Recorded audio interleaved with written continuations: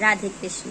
मैं आपकी अपनी सखी फिर से आ चुकी हूँ एक नई कहानी के साथ। आज की कहानी है दो लड़का लड़की की। एक लड़की एक लड़का आपस में बहुत प्यार करते थे और दोनों लोग शादी के बंधन में बनना चाहते थे और दोनों लोग ये चाहते थे कि उनका परिवार उनकी इस लव मैरिज को एक्सेप्ट कर ले।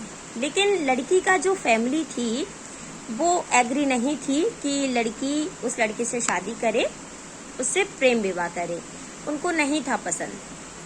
तो उस लड़के ने उस लड़की से बोला कि जब वो मान ही नहीं रहे हैं, अपन ने सारे प्रयास कर लिए, अपन सभी तरीके से उन्हें समझा चुके हैं, मना चुके हैं, वो मान ही नहीं रहे, तो ऐसा करते हैं अपन दोनों भाग चलते हैं।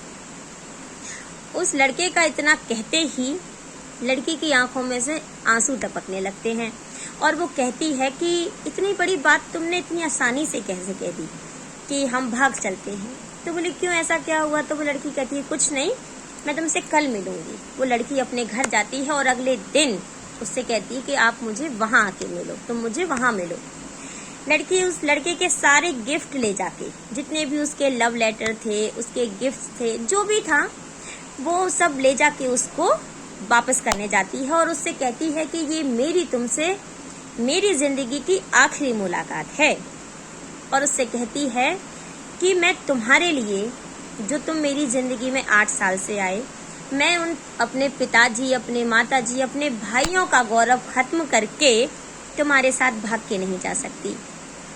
मैं तुमसे रिक्वेस्ट करूंगी कि तुम मुझे भूल जाओ। मैं तुम्हें नहीं भूल पाऊंगी, लेकिन मैं जहां भी जाऊंगी, भले ही मैं तुम्हारी याद में जीवन भर तड़प तड़प के मर जाऊं या खुश ना रहूं, मैं जीऊंगी, मैं जी लूंगी, लेकिन मैं अपने पापा का सर नीचा करके, अपनी मम्मी की परवरिश को बदनाम करके या अपने भाइयों का गौरव खत्म करके मैं तुम्हारे साथ भाग के नहीं जाऊंगी। और अपने उस प्रेमी का माथा चूमती है और पलट के अपने घर के लिए चल देती है। इतने में उसका जो प्रेमी था उसका हाथ पकड़ के कहता है कि तुम मुझे पत्नी के रूप में मिलो या ना मिलो, लेकिन मैं ईश्वर से आज के बाद यही प्रार्थना करूंगा कि जब भी मुझे प्रभु बेटी दे तो वो तुम्हारे जैसी दे।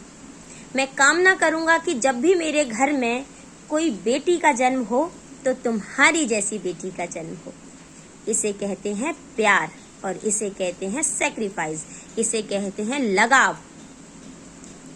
ये था सच्चे प्यार की निशानी। और लड़के ने एक ही बात बोली फिर लड़की से जाते समय कि प्यार तो राधा कृष्ण ने भी किया था, पर उनका भी पूरा नहीं हुआ और हम भी वही राधा कृष्ण हैं जिनका प्यार पूरा नहीं हो पा रहा है। उनका प्यार बना रहा, खत्म नहीं हुआ, वो दोस्त रहे, जीवन भर दोस्त रहे। लेकिन उस लड़की ने अपने माता पिता को नीचा दिखा के या भाइयों का गौरव खत्म करके उसने उस लड़के की बात नहीं मानी, उसके साथ शादी नहीं की। तो ये होते हैं संस्कार, ये होती है परवरिश, ये होती है बेटियों का अपने परिवार के प्रति सम्मान। आज की ये प्यारी सी कहानी आपको कैसी लगी मुझे जरूर बताइएगा।